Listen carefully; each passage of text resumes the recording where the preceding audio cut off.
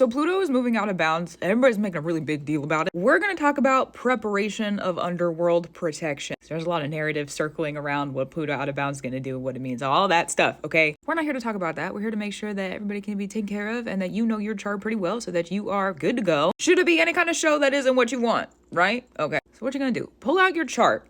Your personal one. Go to your 8th house. What rules your 8th house? We're going to look at placements there in a second, but go to the ruler of it. Is it Libra that rules your 8th house? Is it Aries? Is it Capricorn? What is it? Okay, check out the ruler. That's going to be what you need to look for so that you understand what contracts for you are going to be good and what are not going to be good. So say, for example, you have Libra in the 8th house. When you mirror people, because Libra is about mirroring, we usually equate it to our personal, like intimate partners. Could be friends, intellectual, emotional intimacy as well. Business partners, that's a mirror.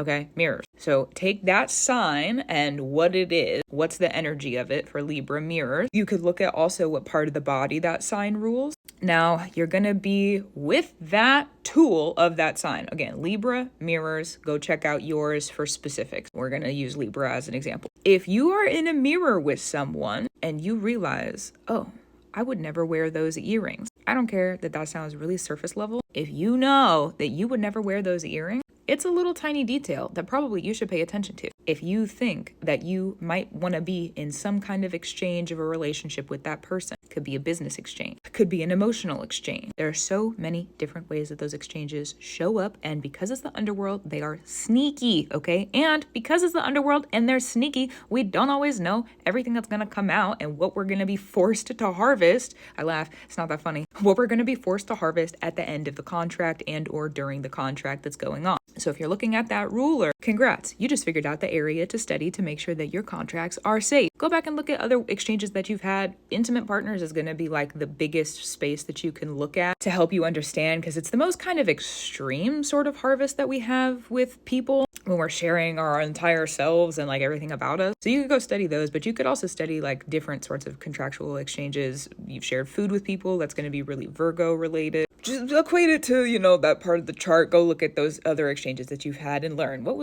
worked for me, what didn't. Have I had any relationship fall throughs that really sucked? I wonder what went wrong in those contracts. Let me relate it to that. Okay. Application, right? Now, the next thing that you're going to do, so that's number 1. Number 2, where's Scorpio? What house is Scorpio in? We're still going to get to the placements in the 8th house. Hold on though. What house is Scorpio in? And do you have any placements there? Okay, both of those. Now, the house that Scorpio in, that's going to be the bell ringing, the door opening for those contracts to start. Say that you have Scorpio in the 6th house. That's Virgo's house. Food is going to be what starts those contracts. You taking action with your body is going to be what starts those contracts. Scorpio in the 1st house, that's Aries. That's the thought. That's the very beginning of something. It's the start. It's the primal fire. It's also about boundaries and keeping boundaries. So go and relate the house that Scorpio's in to whatever the like normal sign of that house is. That's the start of the contract. So the 8th house is just you're studying to see how do I need to make sure that these contracts are good for me? What has worked? What hasn't? Scorpio is going to be the start of it. It's also going to be how we reap things as well, but we're focused on the protective side of things, right? Okay, so give me just a second. The placements in Scorpio are going to be your tool set when you're getting your contract started and set up. You have these planets in Scorpio, whatever that might be for you. And if it's nothing, that's also okay. Me and my Scorpio stellium come in with a heavy hitter, okay, when we start our contracts. So look at those Scorpio placements. Those are going to be your toolkit. What do you have? Do you have a pen? Do you have some paper? Do you have a sword? What is it? Look at the planet. Mars is going to be boundaries. You get really, really specific with boundaries, strategy. Probably also you end up in contracts with enemies every once in a while. So learning to refine that process is a good idea. So look at those. Look at those in Scorpio. Now let's go back to the 8th house placements. We'll scoot back for a second. 8th house placements. Now remember, the 8th house ruler, how do I have my good, healthy contracts? What sucks about my contracts? Let me figure that out. The placements there are going to be inside of that contract term or the time length. Those are the skills that you're going to have available to you and kind of what the contract is required to do for you. This is one of the reasons that Jupiter in the 8th house is considered really, really lucky. You sign up for a contract, you're going to receive an expansion in the middle of that. If you have the moon moon in the 8th house, okay? You're going to be asked to process some emotions, probably be at home. It's Cancer, so, home space. So look at what that contract is going to require of you. Also true. Now, if we want to get really specific, if you've studied those and you're like, I still need just a little bit more. I feel like I need a little bit more, okay? Look at where your Pluto is. Pluto is a generational planet. It doesn't move too quickly. So check out where Pluto is. The house that Pluto is in, that's where your gold is. That's where you want to protect. Mars is how you protect that Pluto space. So wherever your Mars is, being more aligned with that energy and having good boundaries around that energy will shield that Pluto. Pluto, that's where the stinger of Scorpio comes out. So, and this is why I'm kind of laughing at the Pluto's going out of bounds, ruleless, lawless, reckless. What do you think the underworld is? What do you think it already does, guys? That's the point. Pluto is the biggest trickster that is in the entire chart. Which is wild, okay, but it is. Pluto has to do, let's just put this in perspective for a second, okay? Pluto has to do with the ancestors and it has to do with our reproductive systems. Think about how tricky that sort of space can get.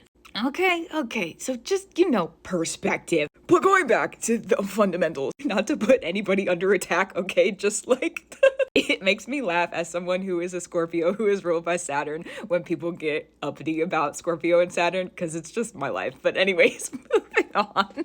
Look at that Pluto placement. It's not only the gold that you have, okay? It's also how and where. We're going to talk about the where in a second. It's how and where you reap the gold from other people in the exchanges and the contracts that you're in. This is going to be the kicker. This is the important part if you're studying this, because with Pluto, you can't sow seeds and then not harvest them. You have to harvest them. Otherwise, there's no room for new stuff. Life and death is a balance. So let's say that you have Pluto in the 6th house, okay? Pluto, again, Virgo oriented. Virgo doesn't get out of the contracts. You got to look at the background of that sign. Doesn't get out of the contracts until the very end. Virgo is Demeter and Persephone's story, where Persephone eats the seeds in the underworld. Hades related, Pluto related, okay? Non-ironically, but this is kind of a good switch up. So at the very end, right before you move on into the new chapter, that's where the harvest work happens. You're probably already done with the other stuff. You're probably already done with the relationship or already done with the contract. The harvest comes after that, right before you start the new beginning. Say that you have Pluto near your MC, okay? You're gonna harvest in terms of, if we look at the astrology wheel like a clock, if you have your Pluto on, what would that be, the 9th house next to the MC, that harvest comes before you go into the public position and go into the career position. If you have it in the 10th house on the other side of the MC, then you're going to be in a public position and then you're going to have to reap what's been sown. Then you harvest the contract. So look at the place where it is. And that's going to tell you within the story of your life and the placements that you could be in IRL, not placements in astrology, but off the chart here and now. That's going to show you when that harvest happens. And then the sign that Pluto is in, that's the how. How does the harvest happen? That's the power of the sign. Pluto and Libra, we've got a lot of justice. Balance it out. That's a freaking hard one, man. That's shout out to that generation, because wow. Pluto and Scorpio, natural. What power do I gain from this? That's a very, very at home sort of energy. Pluto and Sagittarius, you have to take the higher learning. What have I learned from this situation? What have I learned from this contract? How can I apply this in other situations? It's like going to college and sitting with Pluto. It's a lot, okay? Shout out to Pluto and Sagittarius. Me too. That's a pretty good guidebook. So don't freak out, okay? Pluto and the underworld are supposed to be tricky. They're mean sometimes too, which is why the protective mechanisms of studying the contracts that we just talked about is pretty important if you feel like it's necessary. As someone, again, who has a Scorpio stellium and their chart is pretty much ruled by Saturn and Scorpio, I'll let you know. Those sorts of contracts and keeping up with them, it's a good idea to do that. If you ever at any time are when it comes to Pluto Scorpio stuff. So don't freak out. Don't freak out, okay? You got it. Gratitude, reverence, and love to you. Keep up the brew. Keep doing what you need to do. Don't let Pluto out of bounds scare you. Stress not. We have eclipse season coming up. We're in eclipse season. Let's focus on some of the good stuff. What have you prepared yourself for? We've got some changes and turns coming along. Study if you need to. Keep up your brew. I will too. I'll talk to you soon. Also true.